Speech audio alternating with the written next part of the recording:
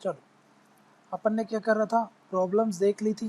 Problems है ना, मतलब क्या है, प्रॉब्लम्स में सारे इश्यूज एंड चैलेंजेस देख लिया था हम लोगों ने, इश्यूज एंड चैलेंजेस देख लिया था। ठीक, ये सब हमने समझ लिया था भी। कहाँ पर देख लिया था, प्री स्कूलिंग में भी देख लिया, प्लस स्कूलिंग में भी देख लिया, है ना। समझ गए कि क्या दिक्कत है, क्या क्या होने वाला है, क्या क्या सरकार कर रही है, क्या क्या प्रॉब्लम्स है, क्या क्या इनमें सॉल्यूशन करना चाहिए, ये सब हमने समझा। अब मैं आपको क्या बता रहा हूँ, अब मैं आपको बता रहा हूँ जिसको हम बोल रहे थे कि भाई ड्राफ्ट नेशनल एजुकेशन पॉलिसी, ये आई थी 2019 में, समझा क्या।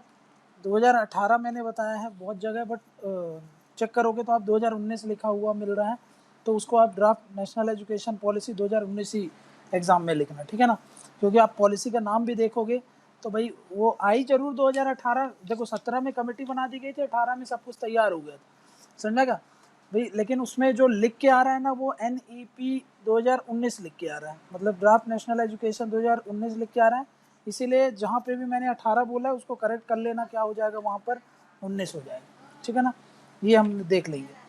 अब हम समझते हैं, देखो यहाँ पर जो प्रॉब्लम्स एंड सॉल्यूशंस देखा है, जो भी प्रॉब्लम एंड सॉल्यूशन देखा था हमने, वो ऑलरेडी यहाँ पर बहुत कुछ कवर हो जाएगा, समझ में आएगा। बट कुछ चीज़ जो हमने यहाँ पे नहीं देखा था, यहाँ पे हमने छोड़ के रखा था, वो सब यहाँ से आप कवर कर लोगे, है ना। कुछ पॉइंट्स आपको यहाँ से मिल जाएंगे एजुकेशन रिफॉर्म्स में, है ना, शिक्षा सुधार में कुछ पॉइंट यहाँ से मिल जाएंगे जो अर्ली लेक्चर्स में हमने किया है, कुछ यहाँ से हमको मिल जाएंगे। तो भाई कॉम्प्रिहेंसिवली हमारा तैयार हो जाएगा। कभी भी एजुकेशन रिफॉर्म पर क्वेश्चन आए, बस आप ये सॉल्यूशंस लिख देना, आपका पूरा एजुकेशन तैयार हो जाएगा, समझ में क्या। तो अगर हम बात करें काहे की, हम बात कर रहे हैं नेशनल एजुकेशन पॉलिसी, है ना। ये नेशनल एजुकेशन पॉलिसी सबसे पहले कब आई थी, तो मैंने आपको बताया था 1968 में आई थी। ये कब आई थी, ये आई थी 1986 में आई थी। इसमें अमेंडमेंट कब किया गया था, इसमें अमेंडमेंट हुआ था 1992 में, तब से ये चला आ रहा था। लेकिन रिसेंटली अभी क्या बताया मैंने, रिसेंटली क्या हुआ, रिसेंटली एक कमेटी गठित की गई थी, जिसका नाम था, जिस कमेटी के अध्यक्ष थे के कस्तूरी रंजन। ठीक, के कस्तूरी रंजन कमेटी गठित हुई थी। ये जो कमेटी थी, इन्होंने क्या किया था, के कस्तूरी रंजन कमेटी की अध्यक्षता में ये इन्हों को बोला गया था कि भाई जो भी एजुकेशनल रिफॉर्म इंडिया में चाहिए, है ना, एजुकेशनल रिफॉर्म जो भी चाहिए हमको, समझ में क्या। अब इसमें प्री स्कूलिंग ले लो आप, प्री स्कूलिंग लेवल पर क्या दिक्कत है ना, उसमें क्या सुधार करना चाहिए। फिर स्कूलिंग लेवल पर क्या, स्कूल्स पर क्या दिक्कत है वहाँ पर बताओ। फिर हायर एजुकेशन में भी जो भी दिक्कत है वो सब आप देखो। तो पूरा ऊपर से लेकर के नीचे तक इन्होंने देखा कि भाई क्या क्या प्रॉब्लम्स है, क्या क्या इश्यूज हैं, क्या क्या चैलेंजेस है, गवर्नमेंट कहाँ पीछे रह रही है ना। और फिर इसके हिसाब से इन्होंने कुछ रिपोर्ट तैयार की। ठीक, और वो रिपोर्ट में इन्होंने क्या क्या बात ध्यान में रखी है वो अभी मैं आपको बता रहा हूँ। बट ये जो इन्होंने रिपोर्ट तैयार की, उसके आधार पर फिर इन्होंने अपने रिपोर्ट सबमिट किया, ठीक है ना। सबमिट किया, सबमिट करने के बाद अभी तक इसको एक्सेप्ट, मतलब गवर्नमेंट ने कुछ मॉडिफिकेशन के साथ बोला है कि लागू करेंगे, बट अभी लागू नहीं है, इसीलिए हम इसको क्या बोलते हैं, ड्राफ्ट। समझा कि अभी पूरी ड्राफ्टिंग स्टेज में है ये ड्राफ्ट नेशनल एजुकेशन पॉलिसी 2019, समझा क्या। तो अब जो हम देखेंगे वो क्या है, ड्राफ्ट नेशनल एजुकेशन पॉलिसी 2019 का, ठीक है। अब देखो इसमें क्या बात याद रखना है आपको, जो ड्राफ्ट नेशनल एजुकेशन पॉलिसी है, ठीक है ना, उसमें किस किस चीज़ों पर ध्यान रखा जा रहा है पहले ये बता देता हूँ मैं आपको, ठीक है। देखो अब यहाँ से अपन क्या चालू करते हैं, ड्राफ्ट नेशनल एजुकेशन पॉलिसी 2019।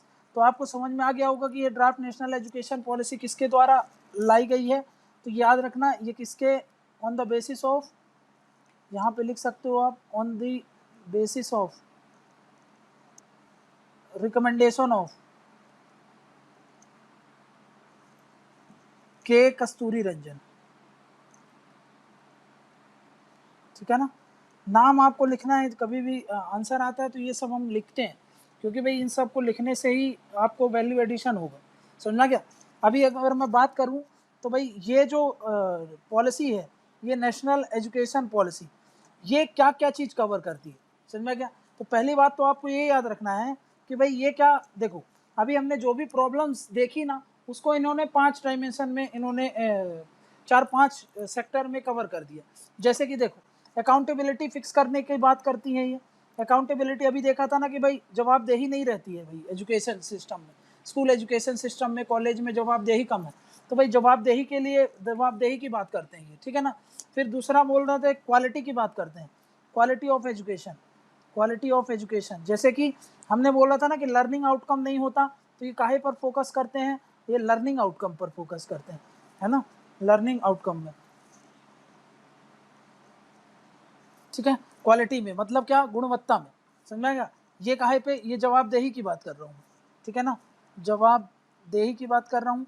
यहाँ पर मैं काहे की बात कर रहा हूँ, यहाँ पर मैं बात करता हूँ भाई गुणवत्ता की,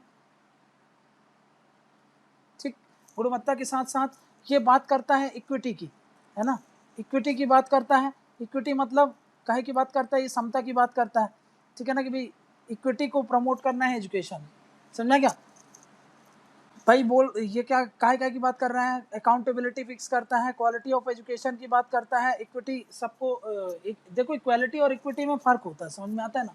एक एग्जांपल देता हूँ मैं आपको, जैसे कि भाई एक बड़ी अच्छी फ़ोटो दिखती है कभी, भाई ये बाउंड्री है, ठीक है ना, ये बाउंड्री है, यहाँ पर एक बच्चा खड़ा होकर के उस पार देख रहा है, ठीक है ना, ये उस साइड देख रहा है, यहाँ पर सब खेल रहे हैं, और यहाँ पर एक छोटा सा बच्चा है, वो उसको भी देखना है। तो हम क्या करेंगे, देखो देखने का दोनों का अधिकार दे दिया कि देखो भाई, लेकिन ये बड़ा है इसलिए देख रहा है, लेकिन ये छोटा इसलिए नहीं देख पा रहा है, तो हमने क्या कर दिया, एक टेबल लगा दी इतनी बड़ी, और उसमें इसको खड़ा कर दिया, समझ में क्या। तो देखो इक्वालिटी क्या होती, इक्वालिटी होती कि भाई तुम भी देखो वो भी देखे, लेकिन भाई देखने का आपने अवसर तो दे दिया, बट लेकिन उस इसके लिए वो सिचुएशन अलग है, इसके लिए एक सिचुएशन। इक्विटी में हम क्या करते हैं, दोनों को सेम सिचुएशन में ला देते हैं, समझ में क्या। तो ये थोड़ा सा फर्क हो जाता है किसमें, इक्वालिटी में और इक्विटी में, समझ में क्या, ठीक है। तो ये कुछ मैंने आपको बता दिया, अकाउंटेबिलिटी को फिक्स करता है, क्वालिटी ऑफ एजुकेशन को फिक्स करता है, इक्विटी को फोकस करता है। और एक चीज़ और समझ लो पहले, यहाँ पर मैं क्या बोल रहा हूँ कि भाई ये किसको कवर करता है ना, कवर्स। तो ये मैंने आपको बता दिया कि भाई ये कवर करता है काहे काहे को, ये आपको कवर करता है, मैंने आपको बताया प्री स्कूल, ये कवर करता है स्कूल,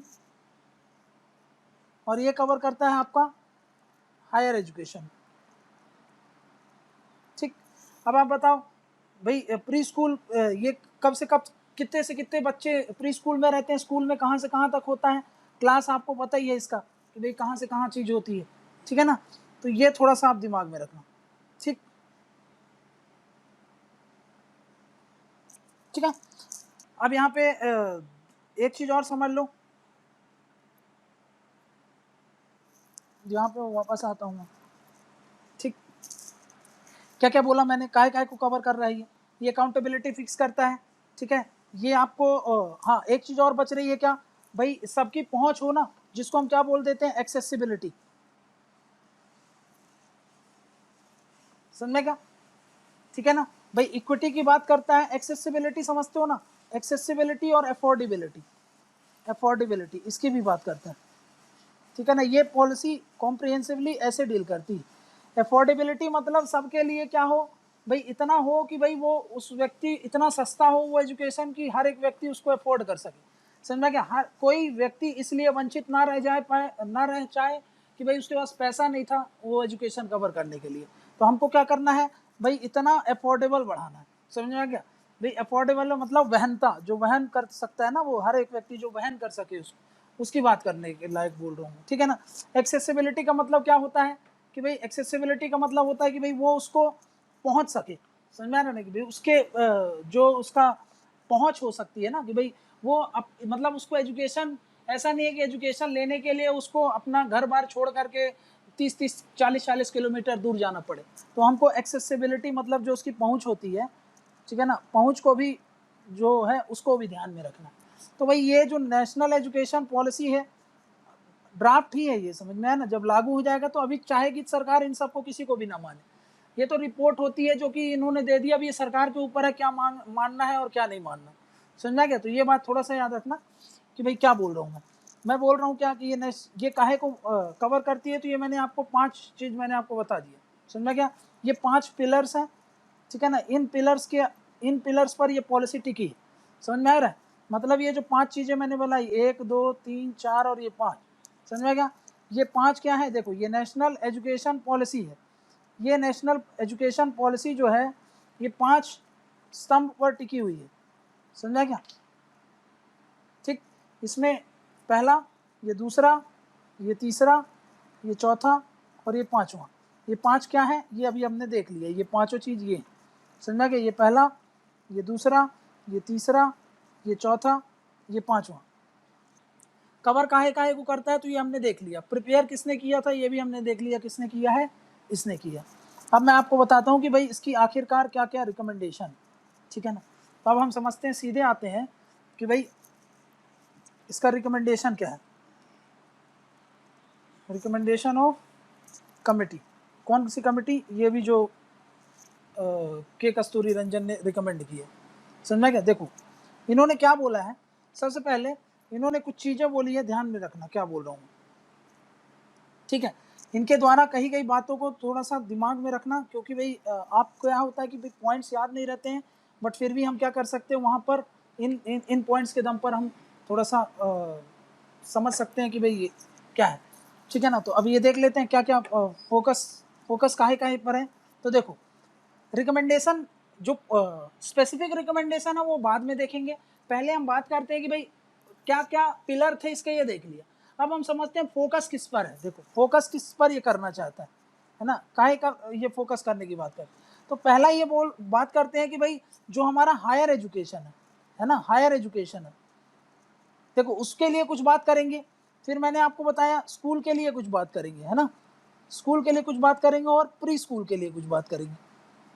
ठीक ठीक, क्लियर है? तो मैं क्या बोल रहा हूँ आपको, ये क्या बोलते हैं, हायर एजुकेशन को क्या करो, इंटरनेशनलाइज करो। इंटरनेशनलाइजेशन का मतलब क्या होता है? इंटरनेशनलाइजेशन, इसका मतलब क्या है? देखो अभी ग्लोबल रैंकिंग आप देखते हो, भाई इंडिया का कोई स्थान नहीं है। जब रैंक निकलती है तो इंडिया टॉप 100 में नहीं रहता। IISc को छोड़ दो, IIT दिल्ली मुंबई को छोड़ दो, है ना, बहुत सारी हमारे इंस्टीट्यूशन इवन टॉप 500 में ज़्यादा इनकी संख्या नहीं। तो भाई यही करना है कि हमको इंटरनेशनलाइज करना है, भाई हमारा रेपुटेशन बढ़े। इसीलिए जो इंस्टीट्यूट ऑफ एमिनेंस वाला कंसेप्ट है वो हम देखेंगे क्या है आगे। इंटरनेशनलाइजेशन करना है हायर एजुकेशन, समझ में आ गया? नेक्स्ट ये बात करते हैं कि भाई पब्लिक प्राइवेट पार्टनरशिप को बढ़ाएंगे, है ना। इनका पब्लिक प्राइवेट पार्टनरशिप को क्या करना है, मतलब पब्लिक प्राइवेट पार्टनरशिप जो PPP मॉडल होता है उसको क्या करना है, उसको बढ़ावा देना है ना, इसको टू बी इंक्रीज, है ना। इस पार्टिसिपेशन को हमको बढ़ावा देना है। तो इससे क्या होगा, इससे ये होगा कि भाई हमारे यहाँ क्वालिटी एजुकेशन आएगी, क्योंकि आपको पता है कि जब प्राइवेट सेक्टर होता है तो एफिशिएंसी बढ़ती है, क्वालिटी एजुकेशन आता है, कंपटीशन बढ़ता है, इसलिए ये बात करते हैं, ठीक है ना। नेक्स्ट वो काहे की बात करते हैं, स्कूल में बात करते हैं। देखो अभी मैंने क्या बताया था, आउटकम बेस्ड एजुकेशन होना चाहिए ना। भाई कितना एजुकेशन दे रहे हैं हम इसी पे लगे रहते हैं कि ज़्यादा से ज़्यादा स्कूल खोल लें, और लर्निंग आउटकम जो देखा था वो घटिया रह जाती है, बच्चे सीख नहीं पाते। तो हमको क्या करना है, आउटकम बेस्ड अप्रोच होनी चाहिए। समझना क्या मतलब, काहे पर फोकस करना है, वो फोकस करवाने को बोल रहते हैं काहे को, लर्निंग आउटकम पर, ठीक है। लर्निंग आउटकम की बात करते हैं कि भाई लर्निंग आउटकम पर फोकस होना चाहिए, समझ क्या। नेक्स्ट क्या बताया था मैंने, यहाँ पर क्या होगा भाई, रिसर्च एंड डेवलपमेंट बढ़ाने की बात करते हैं, समझ में क्या। प्लस यहाँ पर टेक्निकल एजुकेशन की बात, टेक्निकल एजुकेशन बढ़ाने की बात करते हैं। अभी बताया था ना AI, रोबोटिक्स, नैनो टेक्नोलॉजी, ये हम लैग करते हैं इन पे। ये बोल रहे हैं कि भाई ये सब हमको इंटीग्रेट करना है अपने हायर एजुकेशन। और ये सिर्फ यहाँ पे नहीं बहुत बात कर रहे हैं, ये यहाँ पर भी टेक्निकल एजुकेशन प्रमोट करने की बात करते हैं, ठीक है, कि जो ये टेक्निकल एजुकेशन है उसको हमको क्या करना है भाई, उसको बढ़ावा देना, समझ में क्या। टोटल स्पेंडिंग एजुकेशन में करते हैं, है ना, उसमें मान लो कि भाई तो हमारी जितनी GDP है वो ये बोलते हैं कि 1.5% खर्चा काहे में हो, रिसर्च एंड डेवलपमेंट में हमको करना है। रिसर्च एंड डेवलपमेंट 1% स्पेंडिंग कितनी होनी चाहिए, स्पेंडिंग होनी चाहिए 1.5% ऑफ GDP। और टोटल एजुकेशन में भाई टारगेट तो अलग अलग टाइम पे सरकार बोल रही है कि 6% ऑफ GDP होना चाहिए, समझना क्या, कि GDP का 6% तक जो खर्चा होता है वो काहे में होना चाहिए, इस पर होना चाहिए, समझना क्या, क्लियर है ना। 6% तक हमको बढ़ाना चाहिए। काहे पे? जो भी खर्चा करती है सरकार, उसका जितने भी जीडीपी है उसका 6% इस पे खर्चा करना चाहिए, और उसमें से 1.5% सिर्फ काहे में होना चाहिए? रिसर्च एंड डेवलपमेंट में होना चाहिए। ठीक है। नेक्स्ट क्या करना है कि भाई स्कूल में, यहाँ पे मैंने आपको बताया टीचर ट्रेनिंग प्रोग्राम, मतलब क्या बोलते हैं, टीचर को रिवैम्प करना। समझ में आ गया? तो बेटर वर्ड क्या होता है? रिवैम्पिंग लिखना, रिवैम्पिंग करना। ये कहाँ पे करना है? ये जो रिवैम्पिंग की बात कर रहा हूँ मैं, यहाँ पर स्कूल लेवल में भी, प्री स्कूल लेवल में भी, और हायर एजुकेशन वाले में भी। समझ में क्या? क्लियर? ठीक। नेक्स्ट क्या बात करते हैं? अभी हमने देखा कि भाई इन सब पर हमको एक चीज और ध्यान में रखना है कि जो हमारा एजुकेशन सिस्टम हो वो कैसा हो? वैल्यू बेस्ड एजुकेशन को प्रमोट करना है। समझा क्या? वैल्यू बेस्ड एजुकेशन, जैसे कि एथिकल वैल्यूज, मोरल वैल्यूज, समझा, एटीट्यूडनल चेंज आपके अंदर आना चाहिए, आप स्ट्रेस मैनेज कर सको, सब कुछ कर सको, इन सब चीज़ों के लिए वैल्यू बेस्ड एजुकेशन की बात करते हैं। ठीक है, समझ में क्या? नेक्स्ट, इसके साथ साथ हमारा जो एजुकेशन होना चाहिए वो इंडस्ट्रीज की डिमांड के अकॉर्डिंग होना चाहिए। ये जो एजुकेशन हो सब जगह, वो क्या होता है? इंडस्ट्री की जो डिमांड है, इंडस्ट्री डिमांड लेड होना चाहिए। समझ में क्या? कि भाई जो इंडस्ट्री को एट प्रेजेंट डिमांड है उसके हिसाब से हमारा एजुकेशन सिस्टम होता है। मतलब वोकेशनल एजुकेशन की भी बात करते हैं। समझा क्या? क्या है ये सब वोकेशनल एजुकेशन वगैरह? सेपरेट जब टाइम आएगा अभी तो देखेंगे। ठीक है, ठीक है। प्लस प्लस प्लस इन पर, इनको चलाने के लिए कौन होते हैं? रेगुलेटर्स होते हैं। यहाँ पर कौन है इनको चलाने के लिए? इनको चलाने के लिए होते हैं रेगुलेटर्स, है ना। जैसे यूजीसी हो गई, एआईसीटीई हो गया, सीबीएसई हो गया, ये सब क्या है? ये सब है रेगुलेटर्स। इन रेगुलेटर्स को भी सुधारने की बात करता है, मतलब इधर पर भी रिवैम्प करने की बात कर रहे हैं, है ना। यहाँ पर भी रिवैम्पिंग की बात करते हैं draft national education policy. Clear है?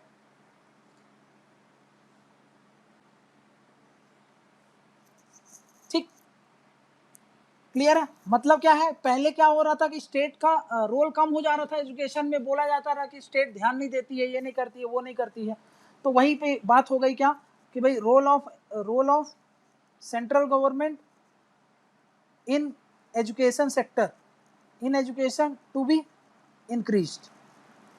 हाँ, अब इस पर डिबेट हो जाएगा कि भाई ये तो सेंट्रलाइजेशन कर रहा हुआ, बट वो जो भी डिबेट्स हैं, जो भी इशूज हैं, वो सब हम बाद में देखेंगे जैसा भी हो।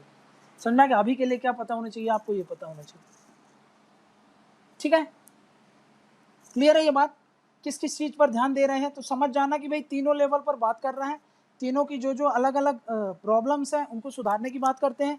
क्या है, प्री का भी हमने ज़्यादा देखा नहीं, अब देख लेंगे क्या है जैसा भी, क्योंकि जगह नहीं है, आप उसमें फिर उसको भर लेना, समझ लेना। ठीक है, अब मैं देखो क्या बोलता हूँ, देखना इन्होंने इनकी, अब देखते हैं क्या क्या रिकमेंडेशन किया। वो तो हमने ओवरऑल जनरल देख लिया। अब थोड़ा सा स्पेसिफिक देखते हैं कि प्री स्कूल लेवल पर क्या बोला, एजुकेशन स्कूल लेवल पर क्या बोला, फिर हायर एजुकेशन को लेकर के क्या बोला। समझ में क्या? अब देखो मैं क्या बोल रहा हूँ।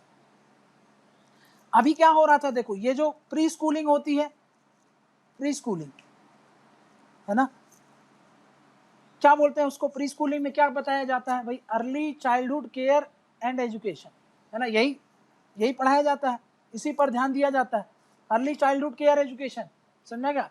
मतलब चाइल्डहुड केयर, हेल्थ वगैरह में भी उस पर ध्यान रखना है और एजुकेशन को भी प्रमोट करना है। ये तो उसकी हो गई बात। लेकिन इसको हम क्या ट्रीट कर रहे थे? इसको मैंने आपको बताया था कैसे ट्रीट कर रहे थे, इनफॉर्मल, है ना। इसको ट्रीटमेंट कैसा हो रहा था अभी तक इसका?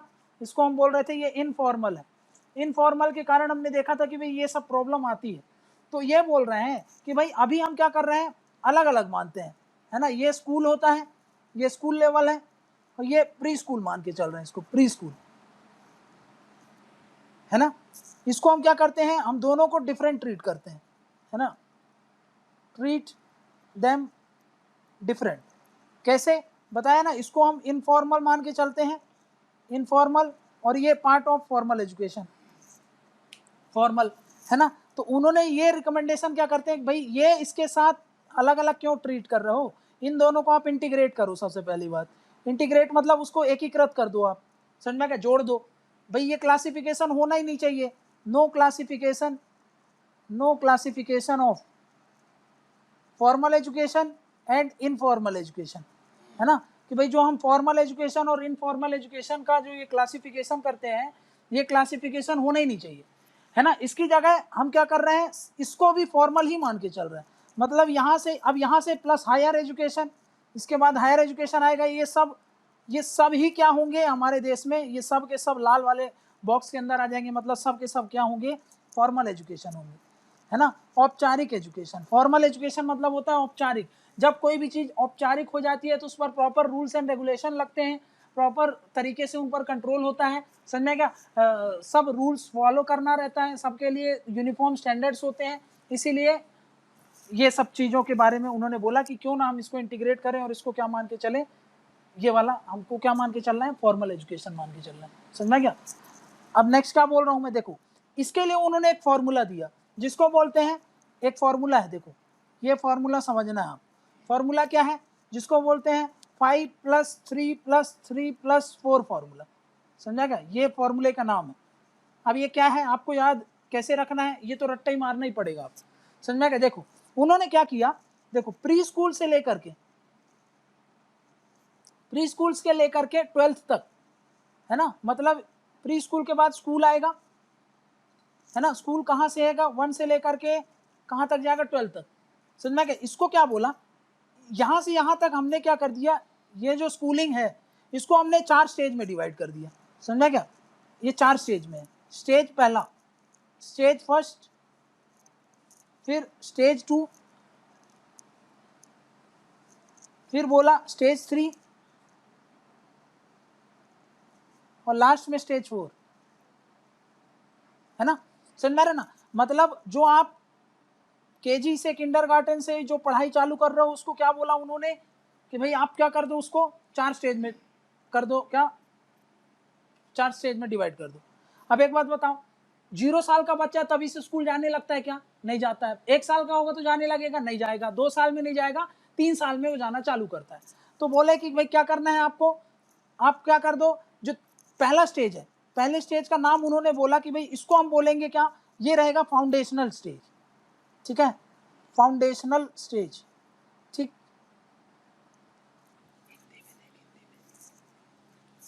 दृष्टि करके सर्च कर लेना, ठीक है, फाउंडेशनल स्टेज।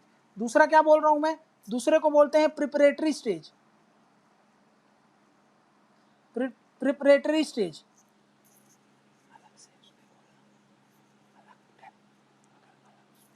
ठीक है, प्रिपरेटरी स्टेज। सेकेंड स्टेज क्या है, प्रिपरेटरी स्टेज। थर्ड स्टेज क्या है, जिसको बोलते हैं मिडिल स्टेज, मिडिल स्टेज, ठीक है। चौथे को वो क्या बोलते हैं, चौथे को वो बोलते हैं सेकेंडरी स्टेज,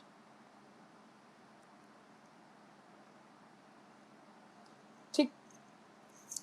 अब जो ये बोलते हैं कि भाई फाउंडेशनल स्टेज होंगे, ये कौन सा, ये कौन सी क्लास को बोलते हैं हम, ये बात करते हैं वो ग्रेड 1 से लेकर के 2 तक, समझा क्या, ठीक है ना। वो क्या बोल रहे हैं, ग्रेड 1 से 2 को हम बोल रहे हैं फाउंडेशनल स्टेज। इसको क्या बोलते हैं, इसको बोलते हैं भाई ग्रेड 3 से लेकर के 5 तक, ग्रेड 3 से 5 तक, समझा क्या, ठीक है। इसको क्या बोल रहे हैं वो प्रिपरेटरी स्टेज। फिर यहाँ पे बोल रहे हैं कि भाई 6 to 8 तक क्या होगा, ये होगा मिडिल स्टेज, और 9 to 12 तक क्या है, इसको बोल रहे हैं वो सेकेंडरी स्टेज, समझा क्या। सेकेंडरी स्टेज की बात करते हैं, ठीक है ना। तो थोड़ा सा ये याद रखना, ठीक है। अब यहाँ पर ना प्री वाला भी इंक्लूडेड हो गया, ठीक है ना। 1 से 2 लिखा है, मतलब यहाँ पर जो हम प्री स्कूल की बात कर रहे थे वो कहाँ पे आ जाएगा, फाउंडेशनल स्टेज में ही आ जाएगा, ठीक है ना। क्लियर, अभी तो इंटीग्रेटेड नहीं है इसलिए यहाँ पर 1 to 2 लिखा है, ठीक है ना। मतलब 3 साल से जो बच्चे के हो गए ना, 3 साल से लेकर के एज देख लो आप 3 से लेकर के जो 8 साल के बच्चे होते हैं वो कहाँ पे आएंगे, फाउंडेशनल स्टेज में। 8 से 11 साल के जो बच्चे हैं वो कहाँ पे आएंगे, प्रिपरेटरी स्टेज में। 11 से जो 14 साल के बच्चे हैं वो कहाँ में आएंगे, 11 से 14 साल के आएंगे इस पर मिडिल स्टेज में। और फिर वो बोलते हैं 14 से लेकर के 18 साल के जो बच्चे हैं कहाँ पे आएंगे, वो सेकेंडरी स्टेज में, समझा क्या, ठीक। हिंदी में और इंग्लिश में यही नाम है, ठीक है ना। इसमें कोई हिंदी अलग से कोई हिंदी नाम नहीं है, फाउंडेशनल स्टेज ही है, प्रिपरेटरी स्टेज ही है, सेकेंड स्टेज, मिडिल स्टेज में भी यही लिखा है और सेकेंडरी स्टेज में भी यही लिखा है। तो इसका अलग से कोई नाम नहीं है, तो यही आपको याद रखना। समझ में कि एज मैंने आपको बता दिया, ये सब याद नहीं रहेगा, फिर भी आपको क्या दिमाग में रखना है कि भाई डिवाइड कर दिया है पूरे को 4 पार्ट में, समझ क्या, कहाँ से, नर्सरी से, याद रख लेना थोड़ा, फ्रॉम नर्सरी टू 12th। समझ क्या, यहाँ पर लिखा जरूर है फर्स्ट, बट इसके अंदर जो KG1 KG2 किंडरगार्टन वाला है वो भी इंक्लूडेड है। समझा क्या, इसीलिए ये फाउंडेशनल स्टेज। ठीक, समझा क्या, क्लियर है ये बात। पहली बात क्या बोली मैंने कि भाई उन्होंने क्या कर दिया, पूरे को क्या कर दिया, डिवाइड कर दिया, किस पर, इन 4 स्टेज में। समझा क्या, ताकि सब में अलग अलग अप्रोच हो, है ना। इसका अप्रोच क्या होगा, इसका अप्रोच होगा A, इसका B, इसका C, इसका D। भाई जो अप्रोच B के लिए होगा वो C के लिए थोड़ी होगा, है ना। वो बच्चे अलग हैं, उनके लिए अलग अलग अप्रोच होंगे। तो भाई इसीलिए उन्होंने क्या कर दिया, भाई 4 स्टेज में डिवाइड कर दिया, चारों के लिए अलग अप्रोच, और उस पर काम किया जाएगा। समझा क्या, ये बोल दिया। प्लस अभी क्या होता है, at present, at present, at present हम क्या फॉलो करते हैं, एट प्रेजेंट हम ये फॉलो करते हैं, एक होता है करिकुलम, है ना।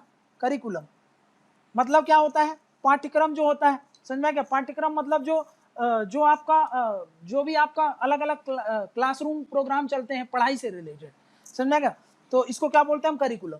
समझ क्या, ये क्या होता है, पाठ्यक्रम जो आप पढ़ते हो, history, geography, polity, environment, economic, जो सब्जेक्ट, ये सब्जेक्ट वगैरह जो पढ़ाए जाते हैं। समझ क्या, और एक होता है एक्स्ट्रा करिकुलम, एक्स्ट्रा करिकुलम, जैसे कि मान लो कि भाई स्पोर्ट्स हो गया, योगा हो गया, स्पोर्ट्स हो गया, योगा हो गया, मेडिटेशन हो गया, है ना। ये सब की जो क्लासेस लगती हैं, है ना, इन सब को हम क्या मान के चलते थे, एक्स्ट्रा करिकुलम। तो बोलते हैं कि भाई ये वाला जो क्लासिफिकेशन है ये सही नहीं है ना, ऐसा कुछ नहीं होना चाहिए। जैसे उसको मैंने बोला कि फॉर्मल इनफॉर्मल कुछ नहीं है, सब फॉर्मल ही है, वैसे बोले कि ये जो एक्स्ट्रा करिकुलम हम बोल रहे हैं ये एक्स्ट्रा करिकुलम है ही नहीं, इसको हमको करिकुलम ही मान के चलना है। समझना क्या ना भाई, इसमें कोई डिफरेंस नहीं होना चाहिए। जैसे कि और भी चीज़ें होती है, म्यूजिक की क्लास होती है ना, म्यूजिक की क्लास होती है, आर्ट की, पेंटिंग वगैरह की जो क्लास होती है, ये सब क्या है, एक्स्ट्रा करिकुलम क्लास मान के चलते हैं। बोलते हैं कि भाई ये सब, इन सब को क्या करना है, ये सब क्या होना चाहिए, should be the part of curriculum. इसको भी हमको क्या मान के चलना है, करिकुलम, ठीक है ना, पार्ट ऑफ करिकुलम। ये भी क्या होंगे, करिकुलम का ही पार्ट होंगे। समझा क्या, तो ये जो हम डिफरेंस कर रहे हैं, ऐसा कोई भी डिफरेंस नहीं होना चाहिए। समझ रहे हैं। अब एक बात बताओ, एक चीज समझना इधर पे, ठीक है। अभी के लिए right to education at present क्या करता है, एट प्रेजेंट जो राइट टू एजुकेशन है किसको कवर करता है, कवर्स, अभी के लिए मैंने क्या बताया था आपको, 6 से 14 साल के बच्चों के लिए कवर करता है, 14 ईयर्स ऑफ एज, है ना, इसको कवर करता है, ठीक है ना। तो उन्होंने क्या बोला, देखो उन्होंने ये बोला 6 to 14 ईयर्स को कवर करता है। मैंने आपको क्या बताया था, इसके पहले के जो बच्चे बच गए कहाँ से जाना चालू करते हैं, देखो वैसे हम बोल सकते हैं कि 0 से लेकर के 18 ईयर्स तक को कवर करिए, समझ में गया। लेकिन 0 से बच्चा पढ़ना चालू नहीं करता है, वो कहाँ से चालू करता है, अभी हमने बोला तीसरी, जब 3 साल का होता है। तो भाई ये जो राइट टू एजुकेशन कवर करे, किसको कवर करे, आप ये भी बोल सकते हो कि 0 से 18 साल को कवर करे, और दूसरी लैंग्वेज में आप ये भी बोल सकते हो कि 3 से लेकर के 18 साल के बच्चों को कवर करे। समझ में क्या, तो भाई अभी जो ये चल रहा है कि 6 से 14 साल के बच्चों का ये तो कवर होगा ही होगा, प्लस यहाँ पे 4 साल का और जो एक्सटेंड कर दो, मतलब 18 ईयर्स तक का जो बच्चा है, और यहाँ पे 3 और जोड़ कर दो, मतलब घटा दो, तो 3 साल बच्चों को, तो मतलब यहाँ से यहाँ तक के सारे बच्चों को कवर करना है। समझना क्या, इन सब को कवर करना है, और उनको क्या करना है, कवर करना है, मतलब क्या करना है, फ्री एंड कंपलसरी एजुकेशन देना, free and compulsory education to all. समझ में क्या, और ये उनका क्या हो जाएगा, राइट टू एजुकेशन होगा। समझा क्या, अब चाहे आप उसके लिए कॉन्स्टिट्यूशन में अमेंडमेंट करो या क्या करो, कुछ भी करो, बट इनको भी कवर करो आप। समझ में आ रहा ना, इनके लिए भी अच्छा कुछ आपको कवर करने का जरूरत है, ठीक है, ये बोला उन्होंने। नेक्स्ट क्या बोल रहा हूं मैं आपको, देखो अभी ये प्री स्कूल है, प्री स्कूल है, प्री स्कूल है मतलब यहाँ पे छोटे छोटे बच्चे होते हैं, चिल्ड्रंस होते हैं, है ना, बहुत छोटे छोटे बच्चे, 0 से 6 साल के बच्चे, है ना। इसके बाद क्या है, इसके बाद है स्कूलिंग, स्कूलिंग देखो अभी इस पर जो कंट्रोल होता है ना, वो होता है ministry of child and development का, ministry of child and development, ठीक है ना। इसका पूरा जो बोलते हैं ये 2 चीज करती है ये मिनिस्ट्री, जो चाइल्ड डेवलपमेंट की मिनिस्ट्री होती है, मतलब जिसको बोलते हैं ministry of women and child development. समझ में गया, ये होता है। मतलब ये जो मिनिस्ट्री होती है चाइल्ड डेवलपमेंट वाली, वो चाइल्ड डेवलपमेंट रिलेटेड एक्टिविटीज भी देखती है, वुमेन भी देखती है, समझ में गया। और ये वाला कौन देखता है, ministry of human resource, MHRD, समझ में गया, ये MHRD देखती है। लेकिन जब हम सबको फॉर्मलाइज करने की बात कर रहे हैं, इंटीग्रेट करने की बात करते हैं, तो उसको ये काहे में मर्ज हो जाएगा, इसके साथ मर्ज हो जाएगा। मतलब अभी अलग अलग देखा जा रहा, तो अब क्या होगा, नाउ वो ऐसा बोलते हैं कि भाई ये जो प्री स्कूलिंग है, प्री स्कूलिंग प्लस स्कूलिंग, ये दोनों एक साथ आ जाएंगे। जब ये एक साथ आ जाएंगे तो ये काहे के अंदर होना चाहिए, ministry of human resource development. लेकिन इसका नाम वो क्या बोलते हैं कि ह्यूमन रिसोर्स डेवलपमेंट ना रख करके अब ह्यूमन रिसोर्स क्यों रखोगे, आप इसका नेम चेंज कर दो, इसको आप रीनेम कर दो और इसका नाम रख दो ministry of education, ministry of education, समझा क्या। ये वो बोलते हैं कि मिनिस्ट्री ऑफ एजुकेशन की बात करते हैं, ठीक, क्लियर है ये बात जो मैं आपको बोल रहा हूं, ठीक है। अब देखो नेक्स्ट क्या बोल रहा हूं मैं, नेक्स्ट क्या बात याद रखनी है, नेक्स्ट क्या बोल रहा हूं मैं, इधर पे ध्यान देना। अब मैं बोल रहा हूं आपको एक 3 लैंग्वेज फॉर्मूला है, 3 लैंग्वेज फॉर्मूला, ठीक है ना। 3 लैंग्वेज फॉर्मूला को कैसे समझना है आपको, ये जो 3 लैंग्वेज फॉर्मूला है, ये इसमें क्या बात बोली गई है, देखो एक होते हैं Hindi states, Hindi speaking states, है ना, हिंदी स्पीकिंग स्टेट्स, और एक होते हैं नॉन हिंदी स्पीकिंग स्टेट्स, है ना, जो हिंदी बोलते हैं, जो नॉर्थ इंडिया है, साउथ इंडिया जो नॉन हिंदी है, नॉर्थ ईस्ट जो नॉन हिंदी है, नॉन हिंदी स्पीकिंग स्टेट्स।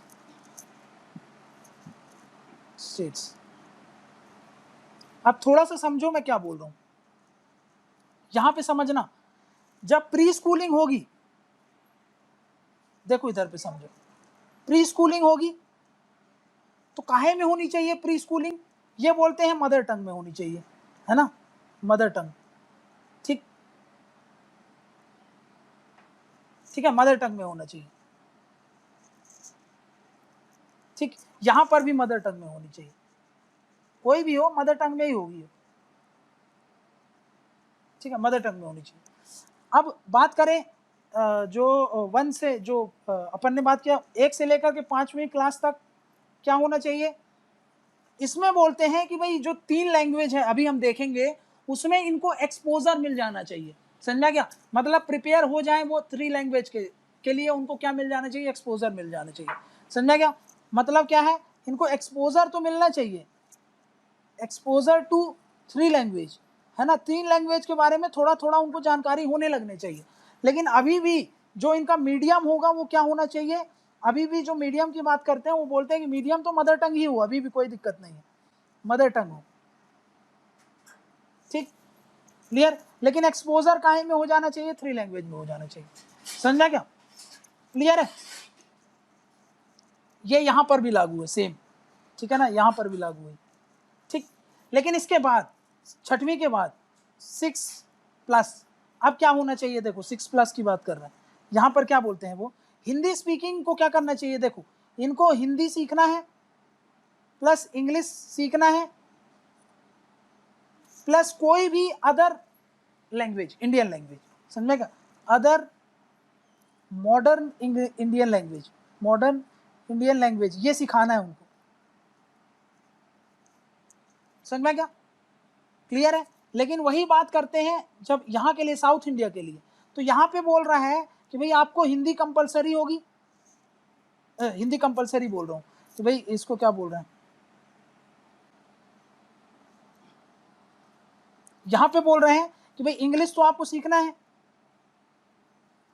और इसके साथ साथ आपको एक लोकल लैंग्वेज सीखनी है अपनी जो होगी, है ना, एक लोकल लैंग्वेज कोई भी सीख लो, और उसके साथ साथ हिंदी भी आपको कंपलसरी कर रहा है, समझा क्या, इसी का विरोध में है साउथ इंडियन लोग, इसीलिए इसका प्रोटेस्ट कर रहे हैं। तो यहाँ पर 3 लैंग्वेज क्या बोलता है, देखो हिंदी, इंग्लिश और अदर मॉडर्न इंडियन लैंग्वेज, कोई भी आप मराठी, गुजराती कोई भी सीख सकते हो, है ना, कोई भी एक लैंग्वेज आप सीख लो।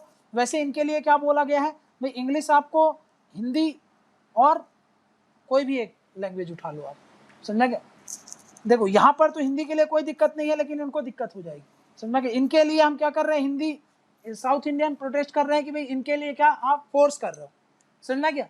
प्लस क्या बोला गया है, प्लस देखो, प्लस इसके साथ साथ क्या बोलते हैं, 6 के बाद की ही बात कर रहा हूं कि भाई 2 साल का एडिशनल आपको क्या करना है, संस्कृत का कुछ सीखना पड़ेगा, संस्कृत। या फिर मान लो संस्कृत अगर साउथ के इंडियन नहीं सीखना चाहते हैं तो आपकी तो क्लासिकल लैंग्वेज है, कन्नड़ भी क्लासिकल है, आपकी तमिल भी क्लासिकल है, समझ में कि तेलुगु भी क्लासिकल है, उड़िया भी क्लासिकल है, तो कोई भी क्लासिकल लैंग्वेज अगर आपको ये नहीं करना तो 2 साल ये भी सिखाया जाएगा उनको, समझ में क्या। क्लासिकल लैंग्वेज में थोड़ा बहुत आइडिया हो उनको, संस्कृत लैंग्वेज में थोड़ा बहुत आइडिया हो, समझ में क्या। प्लस एक चीज़ और बोलते हैं वो, ये एक है और एक ये है कि भाई कोई भी फॉरेन लैंग्वेज, लेकिन वो ऑप्शन है आपके पास, इलेक्टिव होगा वो, समझ में क्या। मतलब आप अगर सीखना चाहो तो आप सीख सकते हो, नहीं सीखना चाहो तो मत सीखो, समझ में क्या। प्लस कोई भी एक फॉरेन लैंग्वेज कैसी होगी, वो इलेक्टिव है। इलेक्टिव है मतलब आप, जैसे हम नहीं चूज करते थे कि भाई आईपी चूज करना है कि फिजिकल एजुकेशन चूज करना है, तो वो इलेक्टिव सब्जेक्ट हो गया। आपके ऊपर है कि आपको चूज करना है कि नहीं करना। आप जर्मनी सीख सकते हो, आप फ्रेंच सीख सकते हो, ये इसकी बात कर रहे हैं, समझ में क्या। तो भाई देखो यहाँ पर क्या हो रहा है, इशू काहे पर है, इस पर है, विवाद इस पर है। साउथ इंडियन कंट्रीज ये बोल रहे हैं कि आप जबरदस्ती हिंदी हम पर थोप रहे हो, तो इसके कारण प्रोटेस्ट होता है। अब ये जब रिपोर्ट दी गई थी तो इस पर बहुत कुछ थोड़ा सा प्रोटेस्ट हो गया था, समझ में गया। इसमें क्या प्रोटेस्ट हो गया था, तो तमिलनाडु गवर्नमेंट, मैंने आपको बता दिया कि भाई क्या कर सकती है, उसको मना कर सकते हैं, समझ में गया। तमिलनाडु गवर्नमेंट प्रोटेस्ट कर रही है। अब मैं आपको एक सुप्रीम कोर्ट का एक जजमेंट बताता हूँ। सुप्रीम कोर्ट ने क्या बोला था, एक सुप्रीम कोर्ट का एक जजमेंट है, समझ में गया। सुप्रीम कोर्ट ने डिक्लेयर किया था, ठीक है ना, एक जजमेंट है, जजमेंट का याद तो नहीं है मेरे को अभी एग्जैक्ट कौन से जजमेंट में उसने बोला था, बट सुप्रीम कोर्ट का जजमेंट ये जरूर बोलता है कि भाई ये जो 3 लैंग्वेज फॉर्मूला है ना, 3 लैंग्वेज का जो कंसेप्ट है ना, ये क्या है, वायलेशन है, violation of fundamental right under article 19 जो फ्रीडम ऑफ एक्सप्रेशन वाला है ना, उसमें जो आर्टिकल 19 का जो जी वाला पोर्शन है उसका पर्टिकुलरली उससे ये बहुत ज़्यादा कन्फ्लिक्ट करता है, समझा क्या। कौन सा जी, 19 में 1 का जी, समझा क्या। 19(1) के अंदर जो 6 राइट्स दिए हैं उनका वायलेशन है, समझा क्या। सुप्रीम कोर्ट ने एक जजमेंट में तो ये भी बोला था कि भाई आप आर्टिकल 19 का यूज करके इवन मदर टंग को भी इम्पोज नहीं कर सकते बच्चों पर, समझा क्या। ये बात आप चेक कर लेना, समझा क्या, एकदम 100% सत्य बात है। सुप्रीम कोर्ट ने, अभी हमने पढ़ा जरूर है, आप ये भी देखोगे कि भाई डायरेक्शन सरकार बहुत सारे कदम उठाती है कि बच्चों को मदर टंग में सिखाओ, मदर टंग में सिखाओ, मदर टंग में सिखाओ। इवन कॉन्स्टिट्यूशन इन सबको प्रोत्साहन कर रहा है कि मदर टंग में सिखाओ, लेकिन ये बोल रहे हैं, सुप्रीम कोर्ट ने ये बोला है कि भाई इवन जो ये मदर टंग होता है ना, उसको भी आप बच्चों पर क्या नहीं कर सकते, इम्पोज नहीं कर सकते, समझ में क्या। Even mother tongue can not be imposed, क्या देखा हम लोगों ने कि भाई सुप्रीम कोर्ट ने ये भी बोला है, ये भी स्ट्रिक्ट बोल के रखा है कि भाई आर्टिकल 19 का वायलेशन होगा। भाई अगर आप जो बार बार बोलते हो कि भाई मदर टंग में करना है, मदर टंग में करना है, लेकिन ठीक है आप प्रोवाइड कीजिए, है ना, वो अच्छी बात है, बट आप इम्पोज करोगे ना इवन मदर टंग को भी बच्चों पर, तो वो भी वायलेशन है आर्टिकल 19 का, समझा क्या, है ना। आप आर्टिकल 19 का यूज करके हर चीज करने लगोगे तो वो अगेंस्ट जा रहा है, समझा क्या, कॉन्स्टिट्यूशनल वैल्यूज के। जबकि कॉन्स्टिट्यूशनल वैल्यूज में ही लिखा है कि भाई मदर टंग को प्रमोट करना है। प्रमोट करने का मतलब ये नहीं कि जबरदस्ती में इम्पोज कर सकते हो आप, समझा कि ये सुप्रीम कोर्ट ने बोला था, तो इसीलिए मैंने आपको बता दिया, ये थोड़ा सा याद रखना, ठीक है ना। नेक्स्ट क्या बोला मैंने आपको, एक चीज और बोली कि भाई ये जो एजुकेशन है ना, मैंने आपको क्या बताया था, एजुकेशन क्या होना चाहिए। अभी मैंने क्या देखा, प्राइवेटाइजेशन हो रहा है, समझ में, एजुकेशन, तो उसने ये बोला है education is not for privatisation, या फिर आप इसको दूसरी लैंग्वेज में, अच्छी लैंग्वेज में ये बोल सकते हो कि is not for profit activity, समझा क्या। Education should not be profit activity.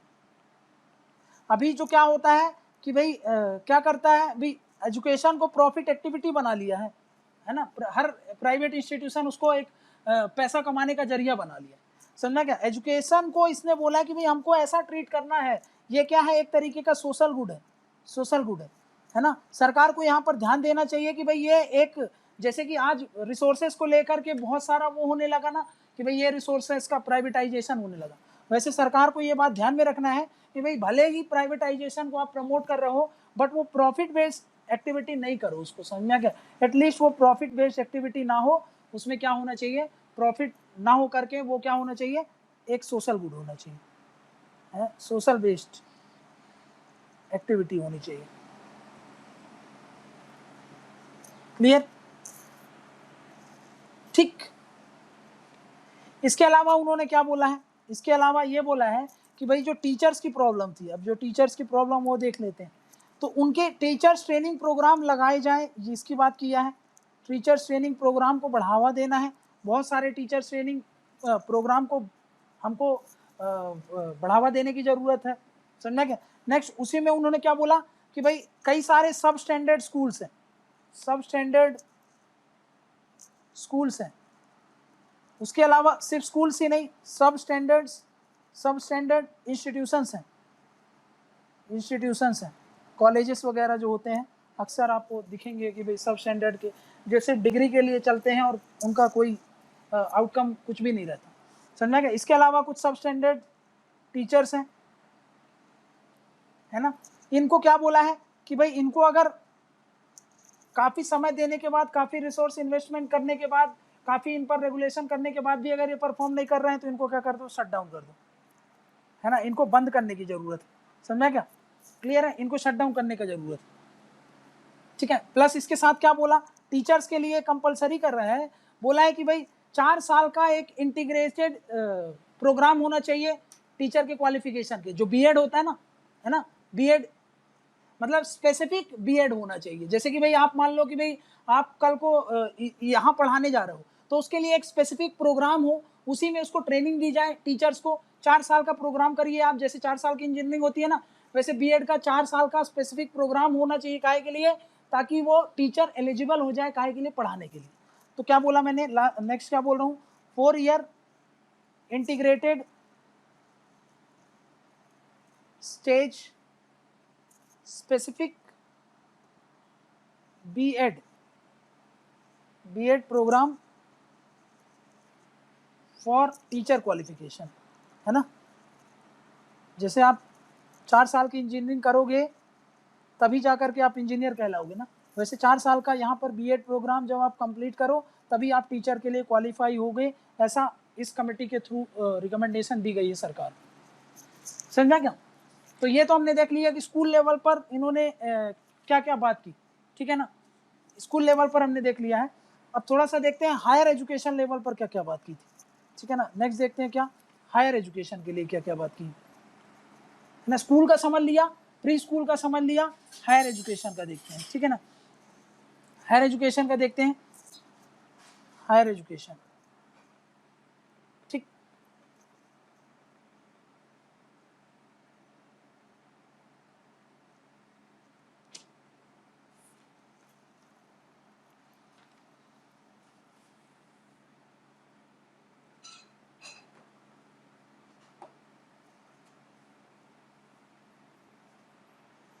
अब देखो हायर एजुकेशन में क्या क्या बात करते हैं ये, तो देखो इन्होंने क्या बोला कि भाई मैंने आपको बताया कि भाई हायर एजुकेशन के लिए क्या बात बोली है।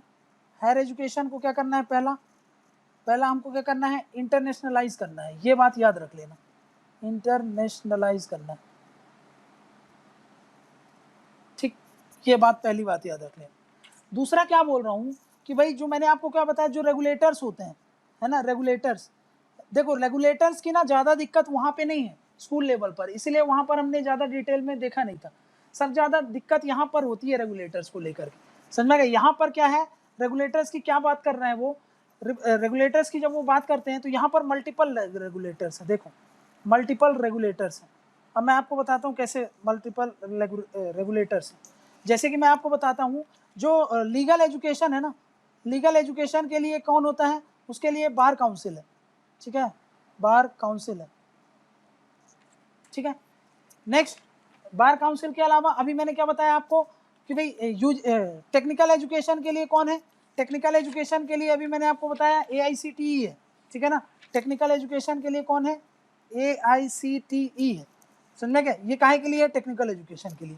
वहीं पर मेडिकल एजुकेशन के लिए क्या है, मेडिकल एजुकेशन के लिए है जिसको नेशनल मेडिकल कमीशन बोलते हैं, ठीक है ना, NMC, वो क्या है, मेडिकल एजुकेशन के लिए। मतलब क्या है, मल्टीपल रेगुलेटर्स हैं कि नहीं, क्लियर है। प्लस अदर यूनिवर्सिटीज ग्रांट वगैरह, ग्रांट के लिए, स्टैंडर्ड्स के लिए, इन सब के लिए ग्रांट देना, स्टैंडर्ड सेट करना, इसके लिए एक UGC है,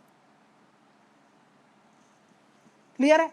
अब देखो इसने क्या बोला कि भाई ड्राफ्ट जो नेशनल एजुकेशन पॉलिसी है, इसने ये बोला कि ये जो UGC है ना, ये ढंग से काम नहीं कर पा रही है, समझा क्या, इसको आप रिप्लेस कर दो, रिप्लेस कर दो काहे पर, कोई भी एक दूसरी बॉडी बना सकते हो आप, जैसे कि हायर एजुकेशन ग्रांट काउंसिल, कुछ भी करके नाम दे दो आप, जो भी आपको समझ में आए। लेकिन मैं आपको इसके लिए जो जिस पर बात विवाद चल रहा है, उसने बस ऐसा बोला है कि कोई भी अदर बॉडी हो उससे आप क्या कर दो, रिप्लेस कर दो, समझे क्या।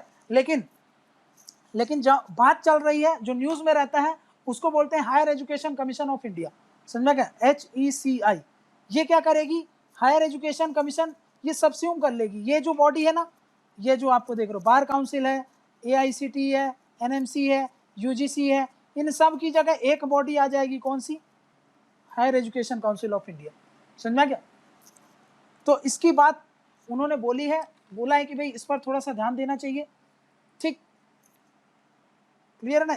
इसके लिए उन्होंने बोला है कि भाई इस पर थोड़ा सा ध्यान देने की जरूरत, ठीक है। तो मतलब क्या बोल रहा हूँ मैं, higher education commission of India जो है उसको क्या कर दो आप, इसके लिए एक बिल भी है, आप इस पर सेपरेट डिस्कस कर लेंगे, higher education commission of India क्या है, क्या इसका रोल होने वाला है, ये सब देखेंगे, समझ क्या। नेक्स्ट क्या बोला है, देखो ये तो हमने देख लिया कि भाई मल्टीपल रेगुलेटर्स हैं, उनके कारण दिक्कत होती है।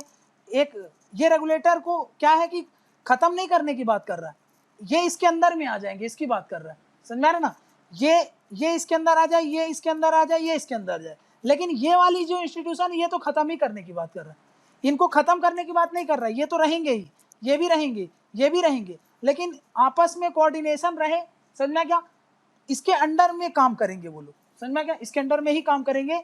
और UGC को तो खत्म ही करने की बात कर रहा है, समझ में क्या, इसको रिप्लेस करने की बात कर रहा है, इनको रिप्लेस करने की बात नहीं किया है, ये तो काम करेंगे ही, बट इसके अंदर में काम आ जाएंगे, समझ में क्या, ये सब इसके अंदर में आ जाएंगे, ठीक है ना, higher education commission of India में। अब ये क्या है, higher education commission of India जो है वो हम देखेंगे, समझ में क्या। नेक्स्ट उन्होंने क्या बोला है कि भाई ये जो हायर एजुकेशन है ना, हायर एजुकेशन, उसको आप 3 पार्ट में डिवाइड कर दो, एक है टाइप 1, एक होगा टाइप 2, और एक होगा टाइप 3, है ना। टाइप 1 हायर एजुकेशन किसको बोलेंगे, ये वो एजुकेशन होगा जिसके लिए हम बोल रहे हैं कि जिसको हम इंटरनेशनलाइज करने की बात करते हैं, सारे नहीं, अब सबको इंटरनेशनलाइज थोड़ी करेंगे भाई। हम ये चाहते हैं कि भाई कुछ यूनिवर्सिटीज, कुछ जो हमारे यहाँ जो इंस्टीट्यूट्स हैं, है ना, वो क्या हो, ग्लोबल लेवल पर क्या हो, कंपीट करें लोग, जो बड़ी बड़ी यूनिवर्सिटीज हैं उनसे, समझना क्या। यहाँ पर क्या बोल रहे हैं, जो वर्ल्ड क्लास की जो रिसर्च एंड डेवलपमेंट होगी, है ना, वो इंस्टीट्यूशन टाइप 1 में रहें, समझ में क्या। इसमें क्या होगा, हाई क्वालिटी टीचिंग हो, हाई क्वालिटी टीचिंग हो, समझ में क्या। ये जो इंटरनेशनल रैंकिंग जिसकी बात कर रहे थे ना हम, इंटरनेशनल जो रैंकिंग हो उसमें इनका नाम आए, इसमें हम कुछ ऐसे इंस्टीट्यूशन को रखेंगे, उन पर खूब पैसा खर्च करेंगे, खूब रिसर्च डेवलपमेंट प्रमोट करेंगे। भाई ग्लोबल रैंकिंग सिर्फ रिसर्च एंड डेवलपमेंट से ही आती है, समझना क्या, इसीलिए उस पर फोकस करेंगे, समझना क्या। सेकेंड वाली कौन सी एजुकेशन होगी, सेकेंड वाली वो वाली इंस्टीट्यूशंस होंगी जिन पर हाई क्वालिटी एजुकेशन तो करेंगे हम, बट हमारा ऑब्जेक्टिव ये नहीं है कि ये जा करके मतलब कि भाई वर्ल्ड लेवल पर कंपटीशन करे, ये मतलब हम क्या करना है कि भाई एम्प्लॉयमेंट ज़्यादा से ज़्यादा लोग हो, यहाँ पर ध्यान रखना है। यहाँ पर ऑब्जेक्टिव क्या है, ध्यान क्या है कि ग्लोबल लेवल पर कंपटीशन देना है, यहाँ पर हाई क्वालिटी एजुकेशन देना है, प्लस एम्प्लॉयमेंट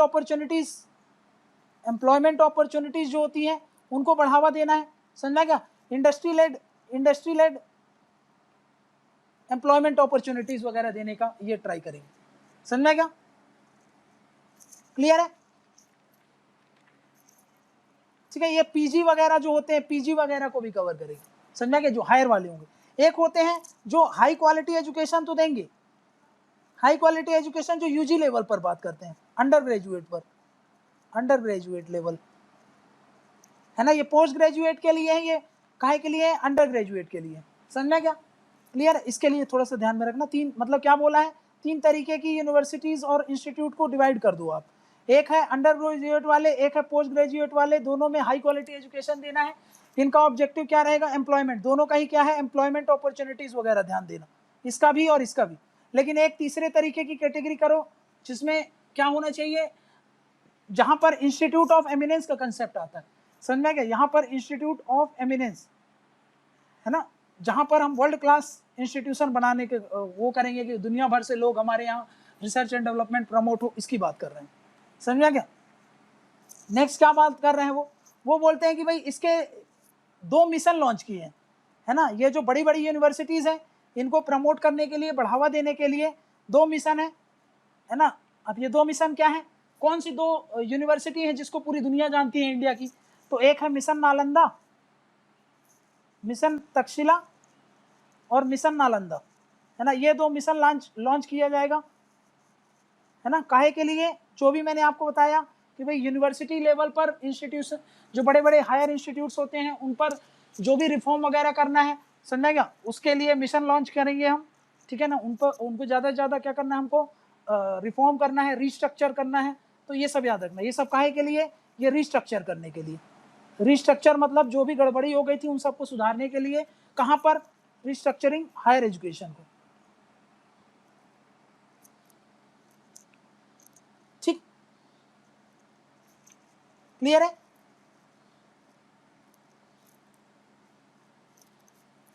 ठीक है, वही मैंने आपको बता दिया कि भाई क्या करना है। तो मैंने बताया ना कि सिंगल रेगुलेटरी बॉडी हो, सिंगल रेगुलेटरी बॉडी, ये तो मैंने आपको बता दिया, रेगुलेटरी बॉडी होना चाहिए, है ना। ठीक है, बात किस पे चल रही है? बात चल रही है अभी जो मैंने आपको बताया, higher education commission of India, है ना, हेसी, HECI। लेकिन इन्होंने जो नाम प्रपोज किया था ना, वो जो नाम बोला है इन्होंने, क्या बोला था? उसको बोलते हैं national higher education regulatory authority, है ना। है वो वही चीज जो हेसी की बात कर रहे हैं, बट उसको जो नाम दिया था उन्होंने कि भाई ऐसा नाम होना चाहिए यहाँ पर उन्होंने, लेकिन एक्चुअली में जो बिल लाया जा रहा है उसमें क्या नाम है? Higher education commission of India. समझा क्या? ठीक, क्लियर है? हो सकता है ये भी कि भाई ये जो रेगुलेटरी अथॉरिटी हो, ये देखो ये कमीशन है, समझा क्या ना, ये कमीशन है, इसके अंदर बहुत सारी रेगुलेटरी बॉडीज काम करेंगी। समझा क्या? उन सारी रेगुलेटरी बॉडीज को मर्ज करके ये बात कर रहे हैं, काहे की? इसकी, ठीक है ना, इसकी बात कर रहे हैं, ये जो national higher education regulatory authority है। लेकिन जो HECI बिल है उसमें यही एक रेगुलेटरी की तरह काम कर रहा है। समझा कि यही एक रेगुलेटरी की तरह बात काम कर रहा है। अब ये पॉलिसी इंप्लीमेंट तो हुई नहीं है अभी तक, तो जब जो भी होगा इसमें, जो भी कंफ्यूजन है, जो भी इसमें अभी हम जो अलग अलग करके समझ रहे हैं, जब ये आ जाएगा तब हमको क्लियर होगा कि एक्चुअली में ये कैसे काम करेगा। समझा कि अभी के लिए क्या इन्होंने क्या बोला कि सिंगल रेगुलेटरी बॉडी हो, सिंगल रेगुलेटरी बॉडी हो। वो जो सिंगल रेगुलेटरी बॉडी को क्या नाम दे रहे हैं? ये नाम दे रहे हैं। लेकिन अभी जो बिल लाया गया वो क्या बिल लाया गया? HECI के नाम। इसके अंदर सिंगल रेगुलेटरी नहीं, अलग जो जितनी डिफरेंट रेगुलेटरी हैं सब इसके अंदर में काम करेगी।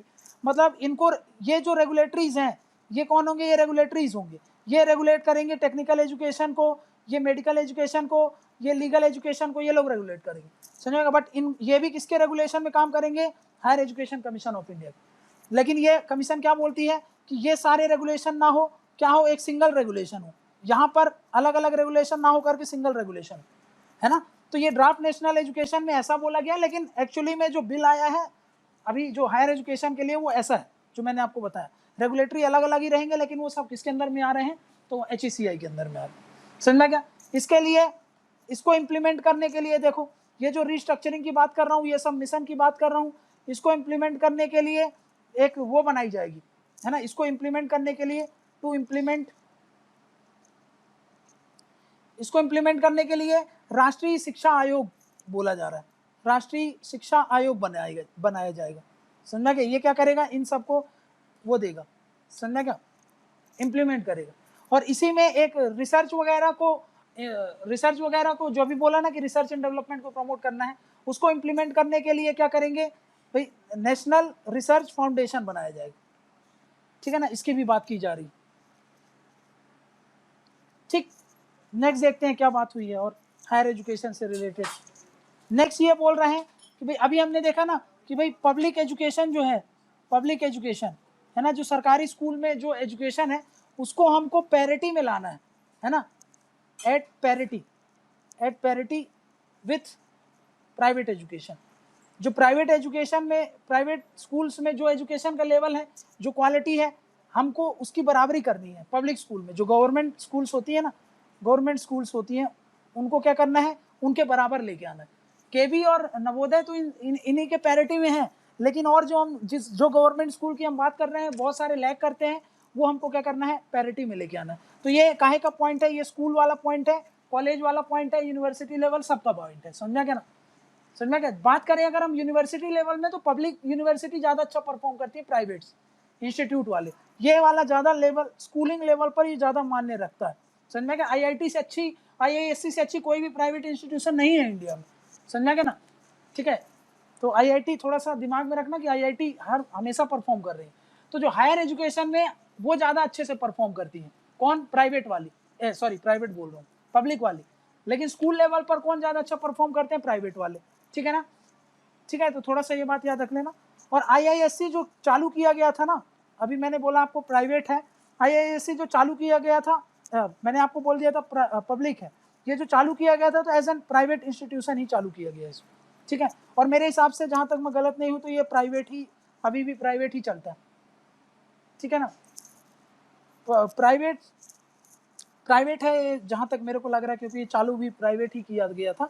बट हो सकता है क्योंकि भाई इसमें क्या है कि गवर्नमेंट का इतना ज़्यादा स्टेक रहता है, तो इसलिए ये शायद पब्लिक का, इसका पब्लिक इंस्टीट्यूट का दर्जा इसको मिला हुआ है, ठीक है ना। तो बट एक बार आप इसको चेक कर लेना, ठीक है।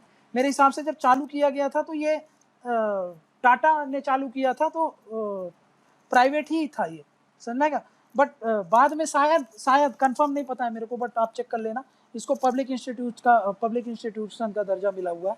तो इसीलिए क्या होता है कि गवर्नमेंट के बहुत सारे इस पर वो चल रहे हैं, रिसर्च, बहुत सारे रिसर्च चल रही है। बाकी ये सब आप देख लेना, मुझे कंफर्म नहीं पता है, बट आप देख लेना, ठीक है। तो ये हमको क्या करना है, ये जो पब्लिक एजुकेशन है इसको हमको क्या लाना है, पैरिटी में लाना है कि किसके साथ, प्राइवेट एजुकेशन के साथ। इसकी भी बात की गई है, समझ में क्या।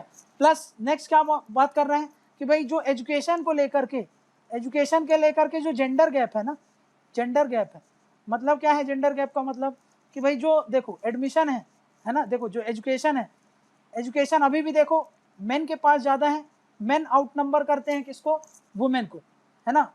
हायर एजुकेशन में भी, स्कूल एजुकेशन में भी, समझा क्या।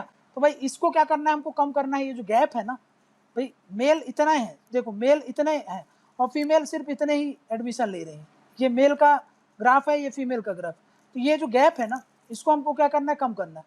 कम करने का मतलब ये नहीं है कि भाई इसको नीचे कर देंगे, कम करने का मतलब इसको बढ़ाते रहो तो गैप आपका कम हो जाएगा, बराबर हो जाएगा, समझ गया।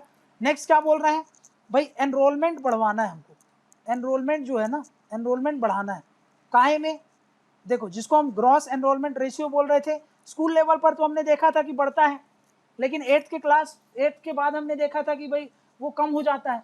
तो उसके लिए हमने देखा था ना क्या क्या करना चाहिए, तो वो हमने देख लिया था। वैसे हमको हायर एजुकेशन में भी एनरोलमेंट को, जो ग्रॉस एनरोलमेंट रेशियो है उसको बढ़ाना है, समझ में गया। इस पर भी काम करना चाहिए, सरकार को ये निर्देश दिया गया, समझ में गया। अब देखो नेक्स्ट क्या बोल रहा हूँ मैं कि भाई देखो लैंग्वेज रिलेटेड क्या बात की है, लैंग्वेज रिलेटेड ये बात हुई है कि भाई इंडिया में क्या है, इंडिया की जो क्लासिकल लैंग्वेज है, इंडियन क्लासिकल लैंग्वेज है ना, उनको क्या करना है, इंडियन की क्लासिकल लैंग्वेज को प्रमोट करना है, ठीक है, प्रमोट करना है, इनको बढ़ावा देना है। इसीलिए मैंने आपको क्या बताया था, अभी वहाँ पर बताया था ना कि भाई जो क्लासिकल लैंग्वेज या तो संस्कृत 2 साल का आपको संस्कृत सिखाया जाएगा, या कोई भी क्लासिकल लैंग्वेज को आप यूज़ कर सकते हो। तो भाई उसको बढ़ावा देना है, क्लासिकल लैंग्वेज को बढ़ावा देना है। एट प्रेजेंट कितनी क्लासिकल लैंग्वेज है? एट प्रेजेंट हमारे पास देखो 6 क्लासिकल लैंग्वेज। कौन कौन सी है तो मैं आपको बता दूं। संस्कृत है, ठीक है, तमिल है, कन्नड़ है, तेलुगु है, मलयाली है और उड़िया है, ठीक है।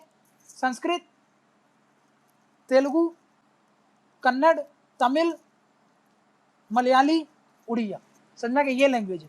इनको क्या करना है? बढ़ावा देना है, समझा कि इनको प्रमोट करना है, इनको ज़्यादा से ज़्यादा, जितना ज़्यादा बढ़ावा देना है वो हमको करना चाहिए। ये कौन बोलता है? ये जो ड्राफ्ट नेशनल एजुकेशन पॉलिसी के कस्तूरी रंजन की, ठीक है। इसके अलावा ये क्या बोलती है? लैंग्वेज से रिलेटेड हम क्या करेंगे? तीन नेशनल इंस्टीट्यूट इस्टेब्लिश करेंगे, नेशनल इंस्टीट्यूट, है ना, टू बी सेटअप, ठीक है ना। 3 नेशनल इंस्टीट्यूट को क्या करेंगे?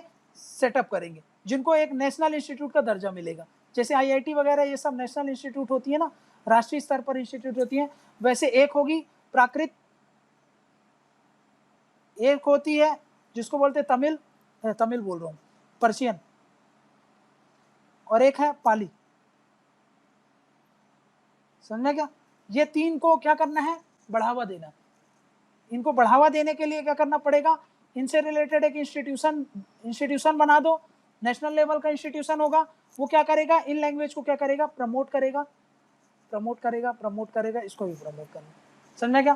ताकि क्या हो भाई, इनके बारे में भी जो अभी बहुत सारे इंस्क्रिप्शंस वगैरह हैं, बहुत सारे जो रिटन रिकॉर्ड्स हैं, उनको हम क्या कर सकें? बेहतर तरीके से समझ सकें, समझा क्या? उसके लिए एक नेशनल लेवल की 3 नेशनल लेवल की इंस्टीट्यूशन बनाने की बात करते हैं, समझा क्या? इसके अलावा एक और इंस्टीट्यूशन की बात करते हैं, यहाँ पे ध्यान देना, ठीक है। नेशनल, ये तो 3 नेशनल लेवल की इंस्टीट्यूशन हो गई। एक और इंस्टीट्यूशन की बात कर रहे हैं, एक और इंस्टीट्यूशन सेटअप किया जाएगा जिसको बोलते हैं Indian institute of translation and interpretation,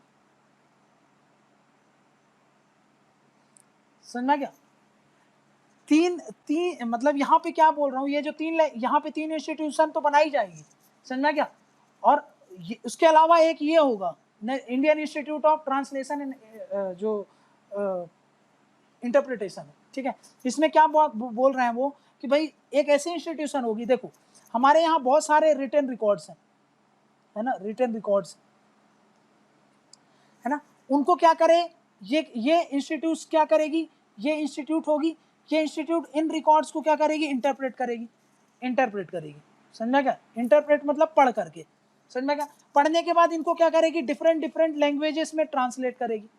India में बहुत सारी लैंग्वेज है, बहुत से लोग उनको समझ नहीं पाते कि ये क्या कहना चाह रही हैं, तो उनको ट्रांसलेट करेगी। ट्रांसलेट करने के बाद वो हमारे जो पब्लिक डोमेन में है उसको रख दिया जाएगा, तो सब उसको एक्सेसिबल कर सकें। इसके अलावा ये ट्रांसलेट करने के बाद इसका वर्ल्ड रीच हो, है ना, इसका रीच इंडिया में भी हो, ये इंडिया में भी सब इसको समझ सकें और वर्ल्ड लेवल पर भी, समझा कि वर्ल्ड कम्युनिटी है वो भी सब कुछ समझ सके इंस्क्रिप्शन, समझा क्या? और वो कब होगा? जितना ज़्यादा आप ये सबको प्रमोट करोगे, है ना। जब प्राकृत लैंग्वेज से रिलेटेड, पर्शियन से, पाली से, सारे लैंग्वेज इन्हीं में तो लिखे हैं, एंशियंट वाले ये हैं, है ना, इस पे प्राकृत और पाली में लिखे हुए हैं, ठीक है, और पर्शियन में ही लिखे हैं। तो बस जितना ज़्यादा से ज़्यादा इनसे रिलेटेड हम क्या कर सकें, इनको प्रमोट करेंगे, उतना ज़्यादा हम क्या करेंगे भाई, ट्रांसलेशन वगैरह को हम क्या कर सकें। देखो ये सब काहे के लिए? ये सब ह्यूमन रिसोर्स के लिए, ताकि ज़्यादा से ज़्यादा लोग तैयार हों, काहे के लिए? जान जाएं कि भाई लैंग्वेज क्या बोलना चाह रही है, इन लैंग्वेज के लिए ह्यूमन रिसोर्स। लेकिन ये वाला इंस्टीट्यूट काहे के लिए? ये सब ट्रांसलेट करने के लिए, कि भाई इस इंफॉर्मेशन को ज़्यादा से ज़्यादा लोगों तक पहुँचाया जाए, इसलिए ये वाला इंस्टीट्यूशन, समझ में क्या? उसके अलावा लैंग्वेज से रिलेटेड जो 3 लैंग्वेज फॉर्मूला है वो तो मैंने आपको बता ही दिया, है ना। 3 लैंग्वेज फॉर्मूला जो था ना, वो क्या था वो मैंने आपको बता ही दिया, ठीक है। तो भाई यहाँ पे इतनी चीज़ें थी जो ड्राफ्ट नेशनल एजुकेशन पॉलिसी में आपको पता होना चाहिए, ठीक है। इसके अलावा और थोड़ा सा मिसलेनियस पॉइंट देख लेते हैं अगर कुछ छूटा होगा तो, ठीक है। इसके अलावा और क्या क्या पॉइंट्स हैं, और बाकी तो देखो आपको करंट अफेयर आप पढ़ते रहना, आपको बहुत सारी चीज़ें मिलती जाएंगी, ठीक है। इसके अलावा और अगर कोई से पॉइंट छूटे हैं तो मैं आपको बता देता हूँ, ठीक। हाँ, एक चीज़ और बोला था मैंने, वोकेशनल ट्रेनिंग पर थोड़ा सा ध्यान देने की बात किया गया है। ठीक है, तो बाकी जो भी था वो मैंने तो आपको बता ही दिया है, इतना काफ़ी है। कोई इसमें ड्राफ्ट नेशनल एजुकेशन में जो जो इंपॉर्टेंट चीज़ें पता होनी चाहिए वो सब मैंने आपको बता दिया। यहाँ पर हमारा बहुत सारा रिफॉर्म हमने कर लिया एजुकेशन में, इतना काफ़ी है। अगर आप इतना ध्यान में रखोगे तो आपको कोई भी आंसर आपका छूटेगा नहीं, बट थोड़ा सा ध्यान में रखना, ये सारे पॉइंट्स आपके लिए एसेंशियल हो गए।